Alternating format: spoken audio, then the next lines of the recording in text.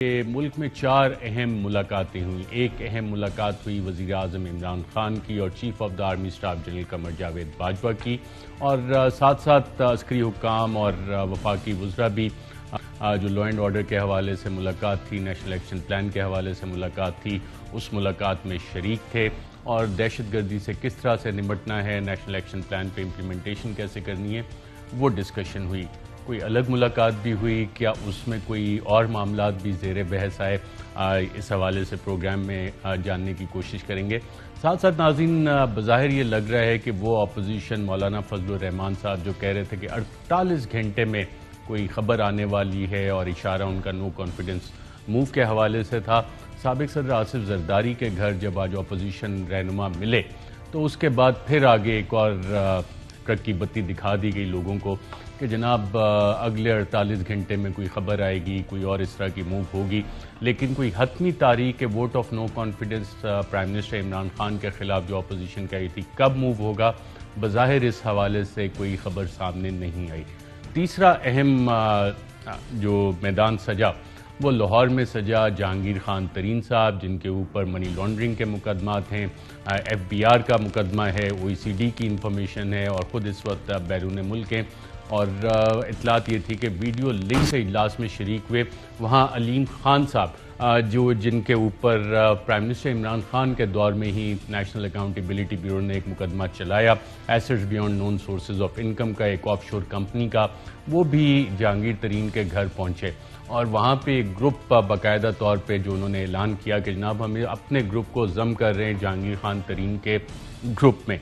और जो हमारे रिपोर्टर्स ने वहाँ से इतला दी कि बुनियादी मुतालबा उनका है कि पंजाब में तब्दीली चाहिए, और पंजाब में तब्दीली किसकी चाहिए, वज़ीर आला उस्मान बुज़दार की तब्दीली चाहिए। और इसी तरह का इजहार जो तहफ़्फ़ुज़ात हैं पंजाब में गवर्नेंस के हवाले से, गवर्नर सिंध इमरान इस्माइल जो कि दरीना दोस्त हैं अलीम खान साहब के, उनको वज़ीर आज़म ने स्पेशल टास्क दिया, उन्हें लाहौर भेजा गया, और इस हवाले से उनकी भी बातचीत हुई। तो ये मामला, ये ऊँट किस करवट बैठेगा, ये मामला आगे किस तरह से डेवलप होगा, इसमें अहम कौन कौन से मोड़ आने हैं, इसमें हुकूमती पॉलिसी क्या होगी, हुकूमत इस सारे का मुकाबला कैसे करेगी, इस पर भी बात करेंगे। और साथ साथ नाज़रीन, चंद हुकूमती वज़रा ने स्पेशल असिस्टेंट वज़ीर आज़म के मुशीर ये कहना शुरू हो गए हैं कि वज़ीर आज़म के एडवाइज़र्स और SAPM के वज़ीर आज़म के ख़िलाफ़ जो साजिश है उसके बैरूनी लिंकेजेस हैं, ताने बाने हैं। खुद वज़ीर आज़म ने कहा कि जिन लोगों की प्रॉपर्टीज़ या असासे बैरून मुल्क होते हैं तो वो फॉरेन पावर्स के होस्टेजेस होते हैं। अलीम खान के असासे ऑफशोर कंपनी भी एक बाहर हेक्सम लिमिटेड बताई गई थी, जिस हवाले से नैब में मुकदमा चला। उसके अलावा जहांगीर तरीन साहब, उनकी भी प्रॉपर्टीज़ बाहर हैं। तो आज ये इकट्ठे हुए हैं। बहुत से लोग सवाल करेंगे जो अपोजिशन तो चलें करिए, तो क्या जहांगीर तरीन और अलीम खान भी, उनके भी असासे तो बाहर हैं? तो सवाल तो अपनी जगह मौजूद रहता है, और इंक्वायरीज भी उन पर चल रही थी जो अभी तक किसी नतीजे पर नहीं पहुँची। तो इस हवाले से पाकिस्तान की फ़ौज के साबिक रिटायर्ड लेफ्टिनेंट जनरल हारून असलम ने एक ट्वीट की थी, और काफ़ी सीरियस उन्होंने सवालात उठाए, और मैं पढ़ देता हूँ कि hype in anti Imran Khan campaign is home grown, hell no, regime change, familiar tactics of US and allies, want IK removed because his policies are against their regional and global interests. Their agencies actively pursuing agenda. Our deep state should act in national interest. Lieutenant general retired Haroon Aslam ने जो tweet में कहा था कि इमरान खान हुकूमत के खिलाफ मुहिम पाकिस्तान के अंदर ही से चली, बिल्कुल भी नहीं। यह हुकूमत की तब्दीली की वही पुरानी अमरीकी और उसके इत्तेहादियों की चाल है। अमरीका और उसके इत्तेहादी इमरान खान को हटाना चाहते हैं क्योंकि वो उनके मुफादात के खिलाफ काम कर रहे हैं। उनकी एजेंसियां इमरान खान के खिलाफ मुतहर्रिक हैं। हमारी डीप स्टेट को कौमी मुफाद में इसको रोकना होगा। इस हवाले से नाज़रीन, जो डीक्लासिफाइड डॉक्यूमेंट्स हैं, जो विकीलीक्स में चीज़ें सामने आईं, और पाकिस्तान में हुकूमतें बनती किस तरह से हैं, गिराई किस तरह जाती हैं, बैकग्राउंड में अमरीका और बरतानिया का रोल क्या होता है। साबिक अमरीकी सेक्रेटरी ऑफ स्टेट कॉन्डोलीज़ा राइस ने अपनी किताब नो हायर ऑनर में इसी तरह का जिक्र किया है कि रिचर्ड बाउचर किस तरह कॉन्टैक्ट पर्सन थे, जनरल मुशर्रफ से कैसे बातचीत हो रही थी, और पाकिस्तान में रिजीम चाहिए। मोहतरमा बेनज़ीर भुट्टो शहीद ने अपनी किताब रिकॉन्सिलिएशन में भी जो कॉन्डोलीजा राइस ने बातें की उसी का हवाला दिया। विकीलीक्स में इस हवाले से क्या है, और आपको डीक्लासिफाइड डॉक्यूमेंट से चिली की एग्जाम्पल देंगे, और अगर आप उसमें वर्ड चिली को तब्दील कर दें और वहाँ के सदर का नाम की जगह इमरान खान रखें तो आपको लगेगा कि पाकिस्तान में भी बिल्कुल उसी तरह का माहौल बनाया गया। इकनॉमिक टूल्स उसमें उसी तरह से इस्तेमाल हुए, इंफॉर्मेशन टूल्स उसमें उसी तरह से इस्तेमाल हो रहे हैं, और सियासी राब्ते जिस तरह चिली में हुए, और ये डीक्लासिफाइड डॉक्यूमेंट्स हैं, उसी तरह पाकिस्तान में भी अमरीकी हुक्काम के कुछ लोगों से मुलाकातें हुई। वो कौन सी थी, उस हवाले से बात करेंगे। लेकिन सबसे पहले नाज़रीन आज की बड़ी खबर की तरफ आते हैं जो लाहौर में हुई, और इन मामलात पे बात करने के लिए हमारे साथ मौजूद होंगे हमारे इस्लामाबाद में कॉरेस्पॉन्डेंट हैं Abdul Qadir. Important beats cover करते हैं। आज पाकिस्तान तहरीक इंसाफ की कोर कमेटी का भी इजलास हुआ। कल भी एक अहम मुलाकात वज़ीर आज़म ने रखी है। काबीना का इजलास जो है उसको तीसरी दफ़ा कहा जा रहा है मनसूख कर दिया गया है, और लाहौर से हमें ज्वाइन कर रहे हैं डिटेल इन्वेस्टिगेशन नईम अशरफ भट्ट। आप दोनों का प्रोग्राम में शिरकत का शुक्रिया। अब्दुल कादिर, आपसे जानना चाहूँगा, माशाल्लाह आपके बैकग्राउंड में मुझे पार्लियामेंट भी नज़र आ रही है और ये ईवान इक़्तिदार है पाकिस्तान का।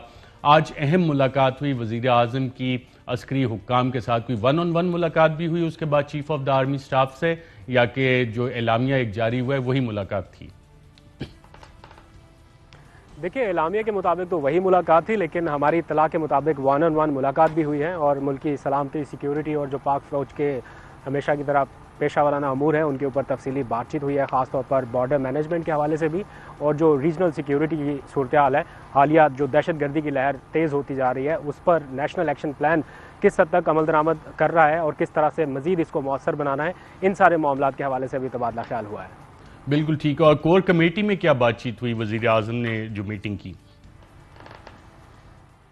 देखिए अर्शद साहब, एक शेर याद आ रहा है, वो कहते हैं कि क्या मेरे लिए तुम लाहौर आ सकते हो, कहानी में नया मोड़ ला सकते हो। तो लाहौर ने कहानी में नया ट्विस्ट, नया मोड़ ला दिया है। आज वज़ीर आज़म की ज़ेर सदारत ये जो कोर कमेटी का अहम इजलास हुआ, उस दौरान और उसके बाद जो होने वाली पेशरफ्त है उसके बाद काफ़ी ट्विस्ट आ चुका है। प्राइम मिनिस्टर इमरान खान ने कोर कमेटी के इजलास में कहा कि ज़रा दबंग हो जाएं सारे अरकान, और ज़रा चेहरे के ऊपर भी वो यही सारा कुछ रखें कि कोई परेशानी नहीं है, कोई फिक्र नहीं है। लेकिन स्टिल जो कोर कमेटी के अरकान हैं उन्होंने तेज़ी से बदलती सारी सूरत हाल पर तशवीश का इज़हार करते हुए वज़ीर आज़म से खुद मौसर किरदार अदा करने का कहा है, यानी खुद अपनी सतह पर राब्ते करने का कहा है। आज मेरी अभी आपसे बात करने से कुछ देर पहले कुछ अहम तरीन हुकूमती शख्सियात से भी बात हुई है। मौलाना फजलुर रहमान 48 घंटे का अल्टीमेटम दे रहे हैं कि 48 घंटे में कुछ आ रहा है, लेकिन हुकूमत के अहम तरीन जिम्मेदारान ज़राए बता रहे हैं कि 24 घंटे के अंदर अंदर सूरत हाल बहुत हद तक वाज़ेह हो जाएगी, क्योंकि वज़ीर आज़म इमरान खान ने अपने अहम घोड़े मैदान में दौड़ा दिए हैं। परवेज़ खटक भी मैदान में उतर चुके हैं, वहाँ से गवर्नर सिंध को भी मैदान में उतारा जा चुका है, और कुछ एक दो और लोग भी हैं जो बैकडोर राब्ते कर रहे हैं। और मेरी इत्तला के मुताबिक ज़रूरत पड़ने पर वज़ीर आज़म इमरान खान खुद जहांगीर तरीन से और अलीम खान से टेलीफोनिक राब्ता कर सकते हैं, लेकिन उसके लिए उन्हें ग्रीन सिग्नल चाहिए होगा अपने उन लोगों का जो इस वक्त राब्ते कर रहे हैं। जहांगीर तरीन से राब्ता वज़ीर आज़म इमरान खान पहले भी कर चुके हैं, दोबारा भी किया जा सकता है, लेकिन अलीम खान के पास उन्होंने अपने नुमाइंदे भेज दिए हैं, और उनकी मुलाकात में अगर मुस्बत पेशरफ्त होती है तो उसके ऊपर वज़ीर आज़म खुद उनसे राब्ता कर सकते हैं। बताया गया है कि 24 घंटे इस हवाले से अहम है, ये हुकूमती लोग बता रहे हैं।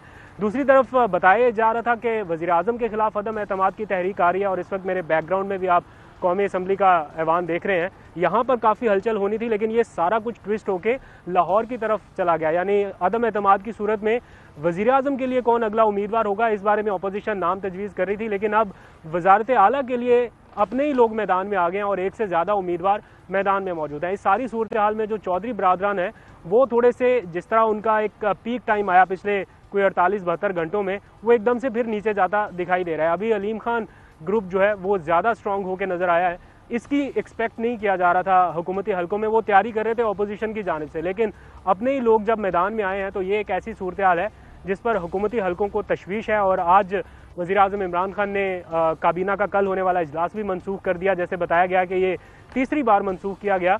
कल काबीना का इजलास क्यों मनसूख कर दिया, और कल दोबारा उन्होंने अपने अहम क्लोज कॉन्फिडेंट से मुलाकात करनी है और कोई पंजाब के हवाले से स्ट्रेटजी डिस्कस करेंगे?